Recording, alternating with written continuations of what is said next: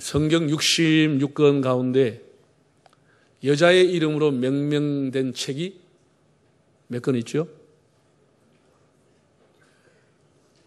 2권이 있습니다. 여자 이름으로 성경책 이름이 되어 있는 게 2권이 있습니다. 그 2권이 누구의 이름이죠? 하나는 오늘 본문에 나온 룻, 또 한 사람은 에스더, 이 2사람입니다. 에스더는 이방 땅인 페르시아 제국에서 아스에로 왕의 왕비가 되었습니다. 오늘 본문에 나온 룻이라고 하는 여인은 이방 땅인 모압 지역에 살다가 베들레헴으로 이민을 와서 보아스의 아내가 되었습니다. 이 룻은 매우 유대인의 역사에서는 중요한 여성의 위치를 차지하게 됐습니다. 보아스를 만난 것 때문에. 룻은 보아스를 통해서 오벳을 낳고, 오벳은 이세를 낳고, 이세는 다윗 왕을 낳으니라. 다시 말해서 이 룻이라고 하는 여인은 정말 보잘것없는 이방 여인, 가난한 여인, 눈물의 여인이었지만은 보아스를 만나게 됨으로써 다윗의 증조모가 되는 그런 굉장히 중요한 위치를 갖게 됐습니다. 또 잘 아신 대로 에스더라고 하는 여인은 유대민족이 전부가 멸망될 수밖에 없던 위기에서 죽으면 죽으리라고 하는 각오로 결심하고 기도해서 민족을 구해서 예수 그리스도가 유대 땅에 오는데 통로가 된 사람이 에스더입니다. 이 두 여인이 아주 유대 역사에는 대단한 위치를 차지하고 있다고 하겠습니다. 이 룻기서는 넉 장으로 아주 짧습니다만은 하나님의 큰 구원의 은혜와 섭리가 담겨져 있습니다. 인생의 위기와 가정의 몰락 앞에서도 하나님께 돌아오는 자에 대해서 하나님이 얼마만큼 그에게 은혜를 베푸시는가. 비록 이방인이라 할지라도 하나님의 품에 안겼을 때 그 날개 아래 품어주시는 하나님의 사랑이 얼마나 놀라운지. 또 이 짧은 룻기서에서는 아름다운 효성, 노동의 신성함, 아름다운 노사관계, 그 무엇보다도 정말 비천하고 가난하고 절망과 과거와 상처를 안고 살아가던 이 여인이 보아스를 만남으로 인생을 역전한다고 하는 이야기가 기록되어 있습니다. 여러분, 보아스는 영적으로 예수님입니다. 보아스는 영적으로 예수님이고 예수님은 영적으로 우리의 신랑입니다. 우리의 인생에서 예수님을 만난 것보다 더 큰 인생의 역전이 없습니다. 예수님을 통해서 룻이 보아스를 통해서 인생을 바꾸고 하나님의 정말 쓰임받는 통로가 되듯이 저와 여러분도 예수님을 통해서 인생의 축복이 있기를 바랍니다. 예수님이 보았습니다. 이 얘기는 주전 1200년경, 그러니까 지금으로도 3200년 전에 사사시대에 일어난 이야기입니다. 결코 허구나 소설을 기록하는 것이 아니고 다윗 왕이 너무 귀하기 때문에 다윗 왕가의 내력과 집안일을 조사해 보니까 선대에 이런 아름다운 러브 스토리, 이런 아름다운 그레이스 스토리가 있었다라고 하는 것을 기록해 놓은 것입니다. 사실은 룻의 얘기보다도 다윗의 얘기를 기록한 것입니다. 마지막 한 절이 4장이 나오지만 다윗 왕의 증조모 가운데 이런 훌륭한 할머니가 있었다.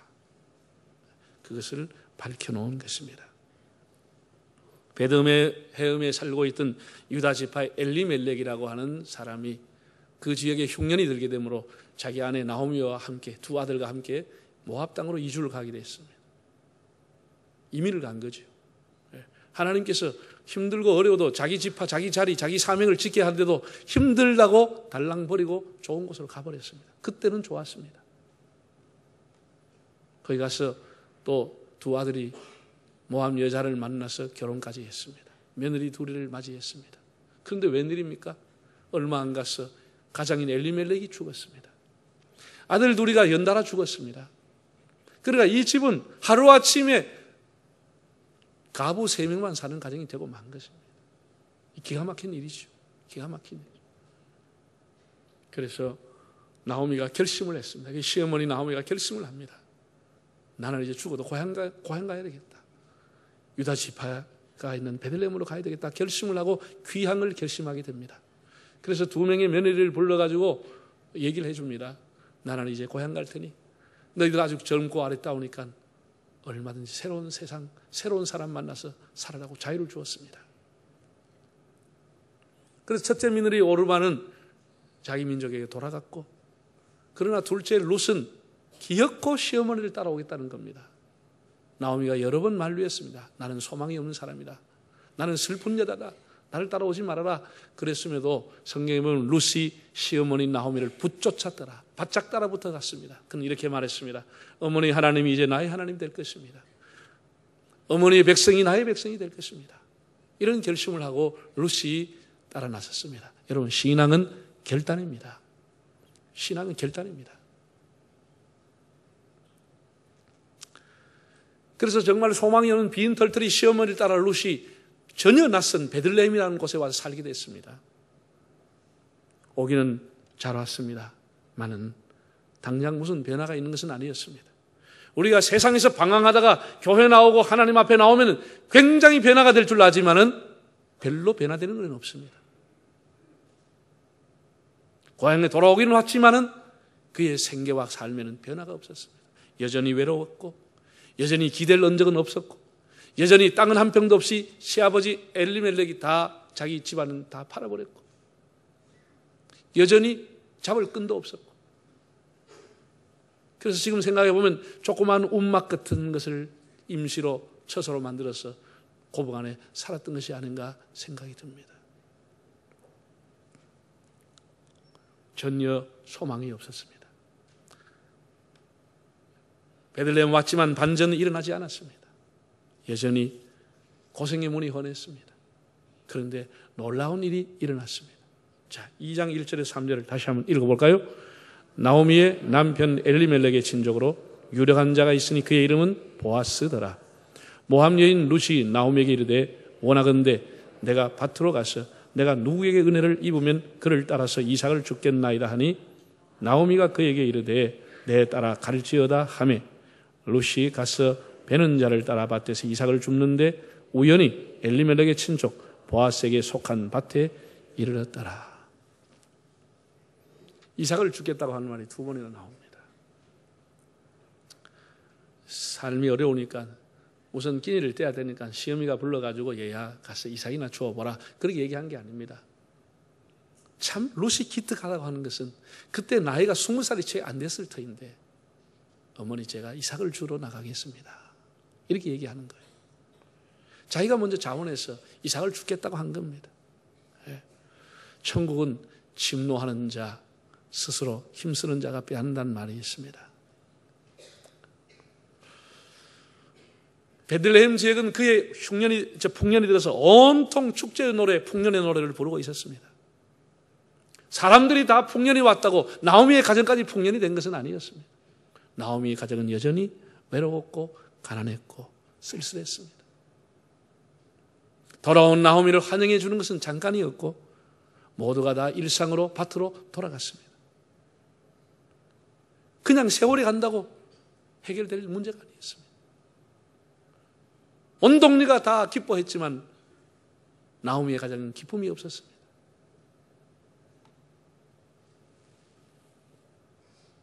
여러분, 사람이 살아가면서 가장 기본적인 문제가 뭐죠? 생계라고 하는 겁니다. 생계라고 하는. 이 의식주라고 하는 것은 뭐 교육이니 취미니 이런 것은 사람이 어느 정도 형편이 되면 교육을 시키는 것이고 취미생활 하는 것이지 가장 중요한 기본은 생계입니다. 이게 안 되면 교육을 뭐 아무것도 못 하는 겁니다.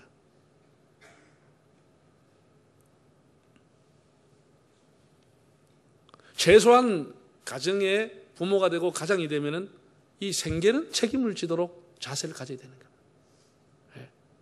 창피해서 자존심 때문에 남의 눈 때문에 체면 때문에 이런저런 핑계하고 생계 문제를 외면하는 것은 무책임한 일인 것입니다. 그 당시에 밭도 양도 직장도 없었던 가난한 가부가 할 수 있었던 일은 딱 하나밖에 없습니다. 물론 몇 가지가 있습니다. 아무것도 없던 가난한 가부가 할 수 있는 길, 첫째는 몸 파는 길입니다. 남의 집에 노예로 가는 일입니다.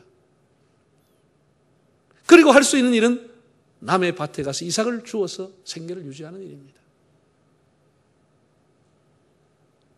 이 룻은 결심을 했습니다.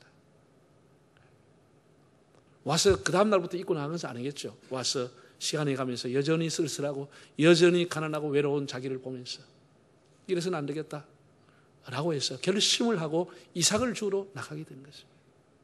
이삭을 주러. 이것이 대단한 용기요, 대단한 결단이라고 하는 겁니다. 하나님께서는 가난한 사람도 얼마든지 살 수 있게끔 제도를 만들어 놓았습니다. 가난하다고 좌절하고 집에서 들어앉아 있어서는 안 된다고. 하나님이 가난한 사람도 얼마든지 사회생활하고 살 수 있는 길을 열어놓았습니다. 레위기 19장 9절과 10절 한번 읽어볼까요? 너희가 너희 땅에서 곡식을 거둘 때에 너는 모퉁이까지 다 거두지 말고 내 떨어진 이삭도 줍지 말며 네 포도원의 열매를 다 따지 말며 네 포도원에 떨어진 열매를 줍지 말고 가난한 사람과 거류민을 위하여 버려두라. 나는 너희 하나님 여호와니라. 하나님은 언제나 약자를 보호하는 거예요. 네가 농사를 지어서 수확을 거둘 때 반 네 모퉁이 그냥 둬라. 지나가는 나그네가 가난한 사람이 와서 배에서 먹을 수 있도록. 만약에 수수하다가 이삭이 떨어지면 그 이삭을 줍지 말고 다시 돌아오지 말고 그냥 둬라. 가난한 사람이 그 이삭이라도 가져가 먹고. 네가 가시를 많이 메꿔달라. 떨어진 거 주워가지 말고 또 저 꼭대기 있는 거 따지 말고 가난한 사람들, 어려운 사람이 먹을 수 있도록 두라. 이게 하나님의 법입니다. 약자를 보호한 하나님의 법. 쉽게 말하면 우리 사회로 말하면 하나님이 싹쓸이 하지 말라는 거예요. 롯은 나오미와 함께 신세 타령을 하고 인생을 원망하고 내가 왜 여기 왔던가 그렇게 하지 않고 자기가 할 수 있는 일에 눈을 떴다고 하는 거예요. 이게 성실이라고 하는 겁니다. 자기가 할 수 있는 위치에서 성실했다고 하는 거예요. 성실은 다른 말로 표현하면 책임감을 가졌다고 하는 거예요. 책임감. 그래서 이 롯은 한 이삭을 한 줌 한 죽을 줍고 그러다가 그 밭에 유력한 사람, 그 밭의 주인 베들레헴의 실력자, 유력자, 부자, 베들레헴의 최고의 부자면서 노총각인 보아스를 만나게 되는 겁니다. 세상에 이런 일이 일어날 수 있겠습니까? 모든 사람의 선망의 대상인 그 밭의 주인, 실력자인 보아스를 만나게 되는 거예요. 보아스의 밭에 우연히 갔다 이랬습니다. 엘리멜렉의 친족 중에 하나인 보아스의 밭에 우연히 갔다고 성경은 그렇게 기록했지만 여러분 우리가 살아가는 일에 우연한 일은 없습니다. 그의 걸음을 인도하시는 자는 하나님입니다. 하나님은 작은 일에 성실했던 사람, 정말 결심하고 생계를 책임지겠다고 결심하는 룻의 걸음을 보아스의 밭으로 인도하신 것입니다. 거기 가서 이삭을 주울 수 있도록 인도해 주신 겁니다.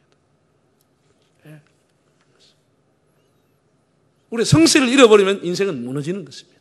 무너지는 것입니다. 여러분 신앙생활 잘하는 사람, 교회 처음 나온 사람이 아니고 신앙생활 제법 10년 있으면 잘하는 사람이 이단에 왜 빠진다 아세요? 이단에 빠진 이유가 이거요. 교회 10년 동안 새벽 기도하고 교회 열심히 해도 성경도 잘 모르겠고 하나님 뜻도 모르겠고 정말 마음이 와 닿지도 않고 주의 음성도 못 듣고 그러면 이단이 와서 유혹하는 거예요. 네가 여기에 나오면 한 방에 그냥 직통 계시다. 한 번 그만 성경 3개월 그만 성경 쪼개가 다 한다고. 내가 40년 읽어도 쪼개지지도 않고 모르는데 99%는 모르는데 석 달만은 쪼개다 성경이 화나다 가면 나를 좀 인도해 주소. 무슨 직통 계시를 어떻게 받겠다는 거예요? 하나님 음성을 어떻게 듣겠다는 거예요? 이런 것들이 그 사람의 성실한 신앙생활을 다 버리고 하고 그 유혹을 뿌리치지 못하고 이단으로 가버리는 것이죠. 여러분 성경에 보세요. 아담과 하와에게 사탄이 와서 뭐라고 유혹하죠? 이거 먹으면 한 방에 눈이 환해서 하나님과 똑같이 되어버린다는 거예요. 한 방에 끝나버린다. 한 번만 먹으면 끝나버린다. 이것이 지금까지 사람들을 유혹하고 있는 것이에요. 유혹하고 있는 것이에요. 여러분 자녀를 키우거들랑 그 자녀가 아무리 하나 둘 소중하고 소중해도 바닥을 알게 하고 이삭을 주는 것을 가르쳐야 되는 것이에요. 바닥을 알아야 귀한 사람이 돼요. 청소부터 하고 꾸중도 듣고 야단도 맞고 서름 때문에 눈물도 흘리고 그렇게 하면서 사회를 배워가는 거예요. 사회를 배우는 거예요. 어느 아침에 꽃방석에 앉혀놓으면 안 되는 거예요. 안 됩니다. 이삭을 배우게 하는 거예요.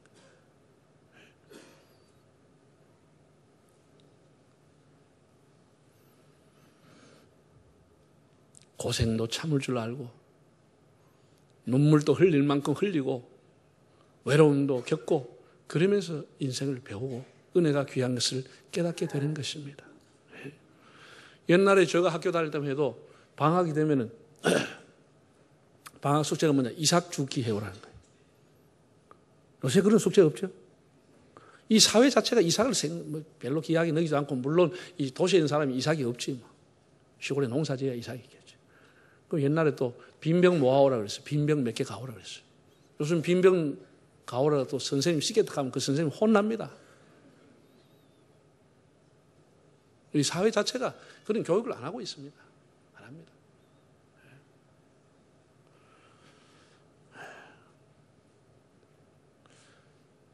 우리가 오늘 본문의 룻 기사를 통해서 룻이라고 하는 여성의 성실함.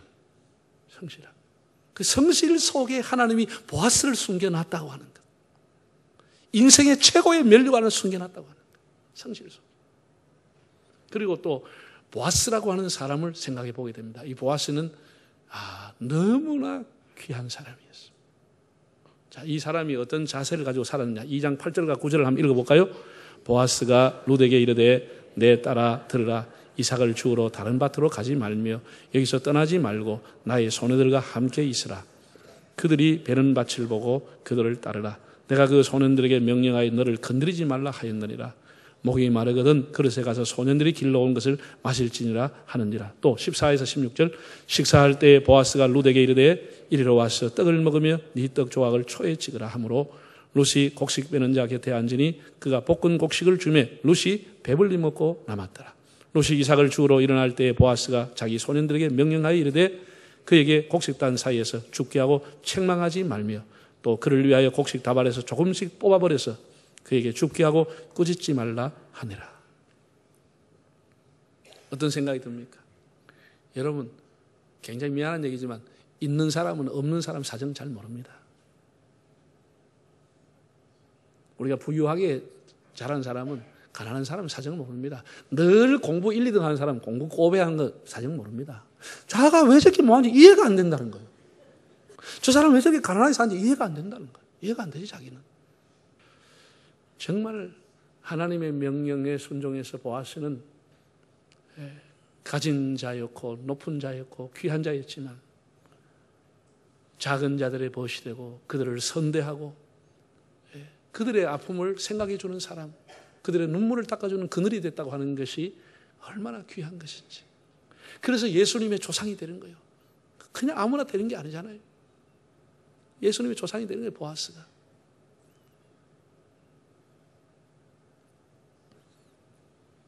여러분, 좋은 사회는 서로가 배려하는 겁니다. 가정이든 교회든 사회든 마찬가지입니다. 과거에 우리가 국민학교 다닐 때는 지금 교과서에 있는지 모르겠습니다. 이런 게 있었거든요. 형제가 주소를 해가지고 형이 밤에 자다가 일어나는 거예요. 아이고, 동생이 이제 막 결혼해가 신접 살림했는데 뭐 가재도구도 사야 되는데 얼마나 많이 필요하겠나 해서 가서 자기 낫가리에 있는 낫단에 있는 낫가리를 걷어가지고 밤에 막 동생한테 갖다 준 거예요. 반반 안 하는데. 그런데 동생이 또 생각해 보니까 아이고, 나는 이제 뭐 둘이밖에 없는데 단촐한데 형님이 가족이 많으니까 형님이 아무래도 좀 많이 가져가야 안 되겠나. 그래서 밤에 이 동생이 또 가서 형님 낫가리에다 막 자꾸 갖다 얹어놔. 그거 수북해 주고. 그러니까 나중에 중간에 만나가지고 막 얼싸안고 막 영원히 잘 살았다 그런 얘기 아닙니까?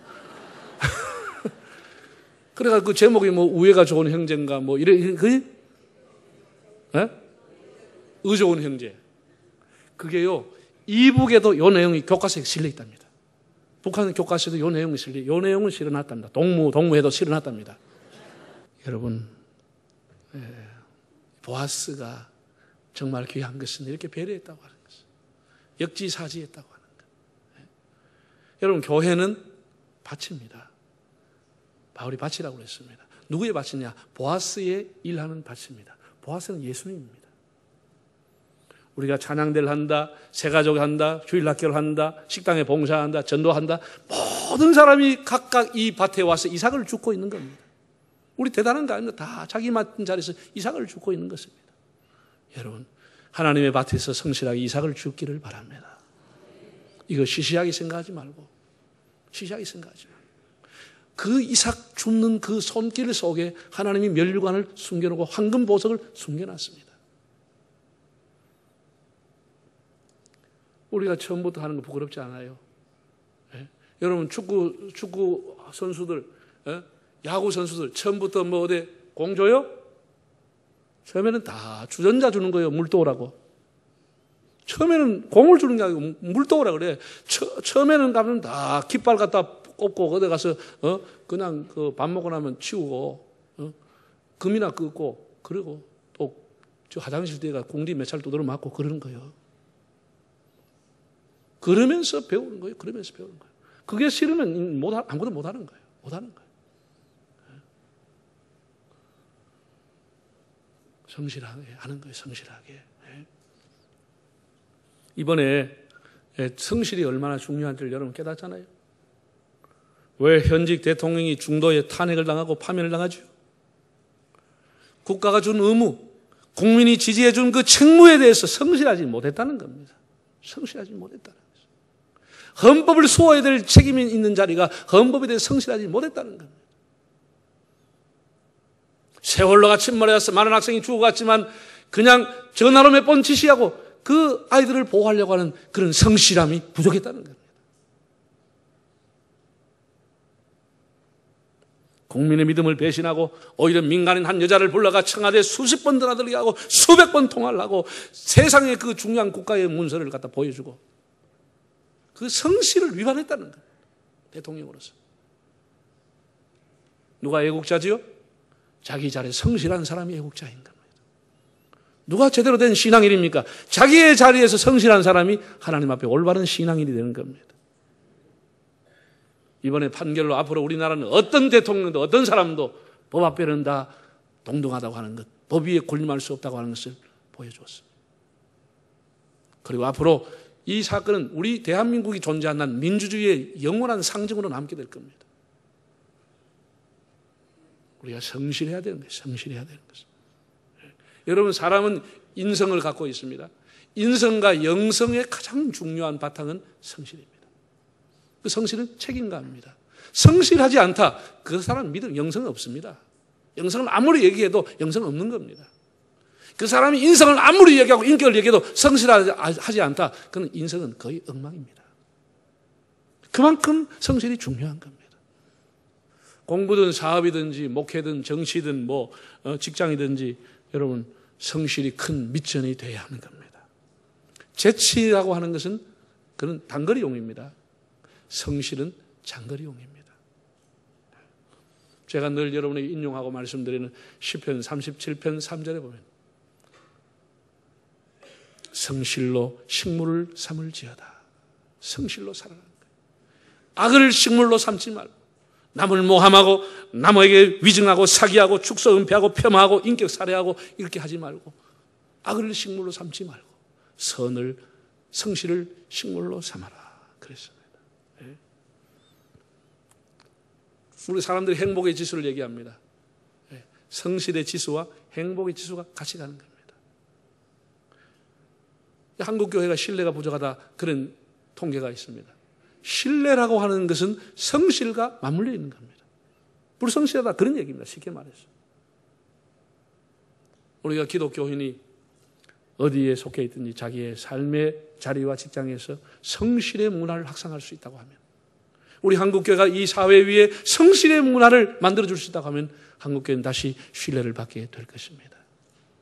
여러분의 가정과 삶의 자리에서 루카같이 성실함, 이삭을 줍는 그런 심정으로 작은 것이라도 귀하게 생각하는 성실함, 그리고 보아스와 같이 남을 배려하는 사회, 그렇게 해서 기독교의 성실 문화를 만들어가는, 확산시켜가는 여러분의 삶이 되시기를 바랍니다.